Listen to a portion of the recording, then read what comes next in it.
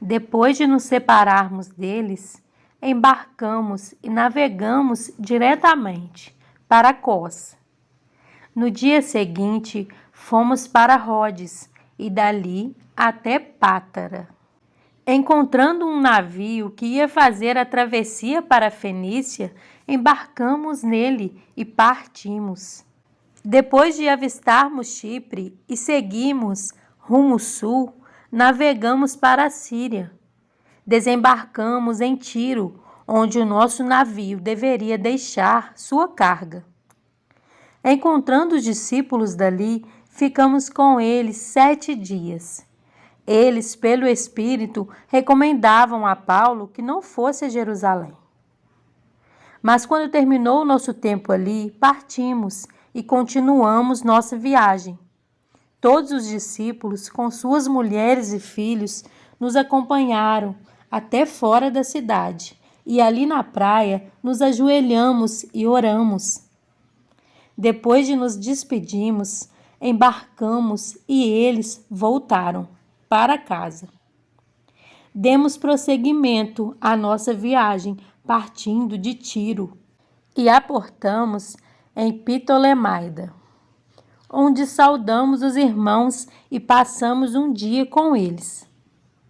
Partindo no dia seguinte, chegamos a Cesareia e ficamos na casa de Filipe, o evangelista, um dos 7. Ele tinha 4 filhas virgens que profetizavam. Depois de passarmos ali vários dias, desceu da Judéia um profeta chamado Ágabo. Vindo ao nosso encontro, tomou o cinto de Paulo e, amarrando as suas próprias mãos e pés, disse: Assim diz o Espírito Santo, dessa maneira os judeus amarrarão o dono deste cinto em Jerusalém e o entregarão aos gentios. Quando ouvimos isso, nós e o povo dali rogamos a Paulo que não subisse para Jerusalém. Então Paulo respondeu: Por que vocês estão chorando e partindo o meu coração? Estou pronto não apenas para ser amarrado, mas também para morrer em Jerusalém, pelo nome do Senhor Jesus. Como não pudemos dissuadi-lo, desistimos e dissemos: Seja feita a vontade do Senhor. Depois disso, preparamo-nos e subimos para Jerusalém. Alguns dos discípulos de Cesareia nos acompanharam e nos levaram à casa de Minason, onde devemos ficar.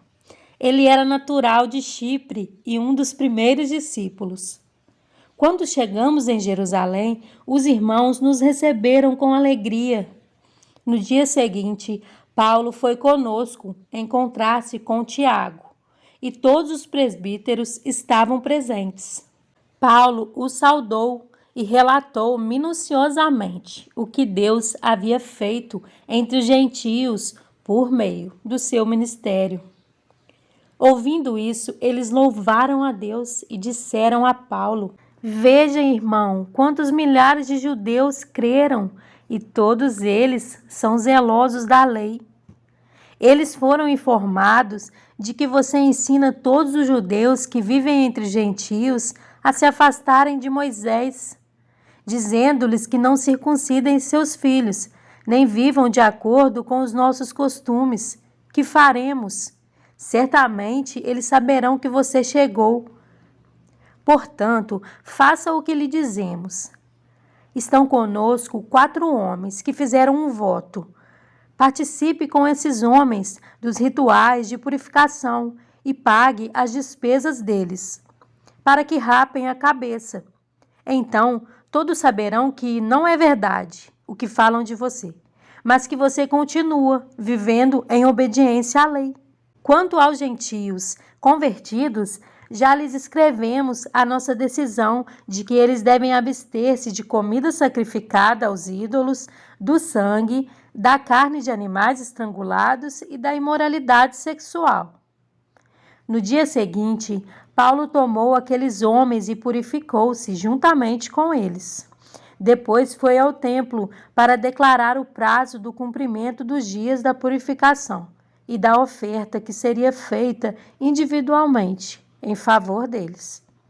Quando já estavam para terminar os 7 dias, alguns judeus da província da Ásia, vendo Paulo no templo, agitaram toda a multidão e o agarraram, gritando: Israelitas, ajudem-nos! Este é o homem que ensina a todos em toda a parte contra o nosso povo, contra a nossa lei e contra este lugar. Além disso, ele fez entrar gregos no templo e profanou este santo lugar. Anteriormente, eles haviam visto o efésio Trófimo na cidade com Paulo e julgaram que Paulo o tinha introduzido no templo. Toda a cidade ficou alvoroçada e juntou-se uma multidão. Agarrando Paulo, arrastaram-no para fora do templo e imediatamente as portas foram fechadas. Tentando eles matá-lo, chegaram notícias ao comandante das tropas romanas de que toda a cidade de Jerusalém estava em tumulto. Ele reuniu imediatamente alguns oficiais e soldados e com eles correu para o meio da multidão. Quando viram o comandante e os seus soldados, pararam de espancar Paulo. O comandante chegou, prendeu-o e ordenou que ele fosse amarrado com 2 correntes. Então perguntou quem era ele e o que tinha feito. Alguns da multidão gritavam uma coisa, outros gritavam outra. Não conseguindo saber ao certo o que havia acontecido por causa do tumulto, o comandante ordenou que Paulo fosse levado para a fortaleza. Quando chegou às escadas, a violência do povo era tão grande que ele precisou ser carregado pelos soldados. A multidão que o seguia continuava gritando: acaba com ele! Quando os soldados estavam para introduzir Paulo na fortaleza, ele perguntou ao comandante: posso dizer-te algo? Você fala grego? Perguntou ele. Não é você o egípcio que iniciou uma revolta e há algum tempo levou 4.000 assassinos para o deserto? Paulo respondeu: sou judeu, cidadão de Tarso, cidade importante da Cilícia. Permite-me falar ao povo. Tendo recebido permissão do comandante, Paulo levantou-se na escadaria e fez sinal à multidão. Quando todos ficaram em silêncio, dirigiu-se a eles em aramaico. Em João 14, 21 a 26, diz: quem tem os meus mandamentos e lhes obedece, esse é o que me ama. Aquele que me ama será amado por meu Pai, e eu também o amarei e me revelarei a ele.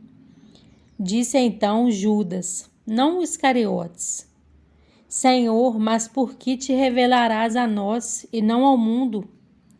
Respondeu Jesus: se alguém me ama, guardará a minha palavra. Meu Pai o amará. Nós viveremos a ele e faremos nele morada. Aquele que não me ama não guarda as minhas palavras. Estas palavras que vocês estão ouvindo não são minhas, são de meu Pai que me enviou. Tudo isso lhes tenho dito, enquanto ainda estou com vocês. Mas o Conselheiro, o Espírito Santo, que o Pai enviará em meu nome, lhes ensinará todas as coisas e lhes fará lembrar tudo o que eu lhes disse.